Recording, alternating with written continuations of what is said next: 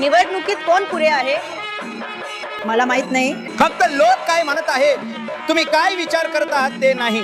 लोक काय म्हणत आहेत? 10 वर्षे व्ही.डी. सतीशन इथे आघाडीवर आहेत. मला वाटतं ते पण जिंकतील. संपूर्ण केरळमध्ये पिनराई 10 वर्षे.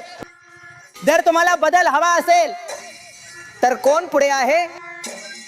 UDF. बहुतेक लोक बदलाच्या शोधात आहेत. ते खूप उभा पण ते म्हणतात की ते कल्याणासाठी, महिलांसाठी, शिक्षणासाठी खूप काही करत आहेत. सगळं केंद्र सरकारकडून आहे. राज्य सरकार काहीच झालं नाही. आणि 2021 मध्ये तो जिंकला नाही का? 2021 मध्ये तो दुसऱ्यांदा जिंकला. आम्ही समाधानी नाही. मला विकासाच्या बाबतीत इथं खूप गोष्टी केल्या आहेत आणि आपल्या शिक्षणाच्या बाबतीत त्याचप्रमाणे इतर सर्व विषयांमध्येही सरकारचा दृष्टिकोन खूप प्रगतिशील आहे. UDF तर वाईट आहे का? नाही, पहिली गोष्ट म्हणजे भ्रष्टाचार नाही. तुम्ही LDF पक्षाचे आहात का? तसं म्हणाल तर मी LDFवर विश्वास ठेवते, पण VCंबद्दल वैयक्तिकरित्या मला काही अडचण नाही. मी जे म्हणाले तो आमचा एक राजकीय दृष्टिकोन आहे, ते पाहिजे. लोकांसाठी चांगली कामं केली पाहिजेत. 78 पंचायतींपैकी 71 UDFकडं आणि LDFला फक्त 7 पंचायतींवर राज्य करता आला. तोच निकाल विधानसभेतही आला. मग विधानसभेत तो ट्रेंड फारसा वाढलेला नाही आहे ना.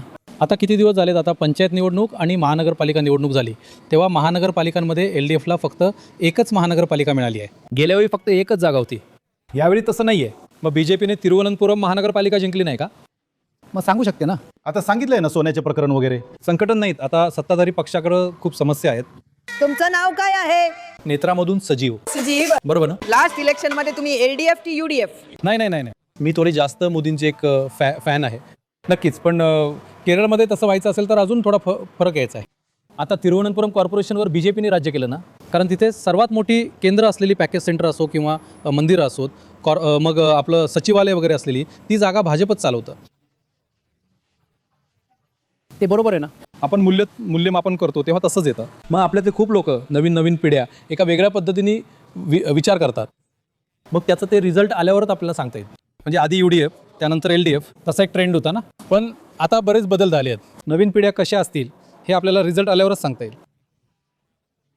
ऐका, तर मी ही आहे. सध्याचा कल UDFच्या बाजूने आहे. का? कारण UDF साठी खूप प्लस पॉईंट्स आहेत. 10 वर्षे ते बाहेर होते आणि हा LDF 10 वर्ष कारभार चालवत होता आणि खूप समस्या होत्या.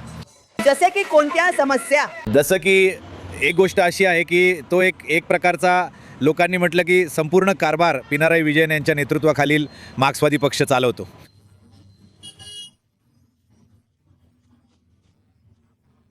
आणि ही एक प्रकारची हुकुमशाही आहे आणि आता त्याचे स्वतःचे तोटे आहेत. तुम्ही कल्पना करू शकता की जर सत्ता केवळ एका व्यक्तीमध्ये केंद्रित झाली तर साहजिकच गोष्टी हाताबाहेर जातील.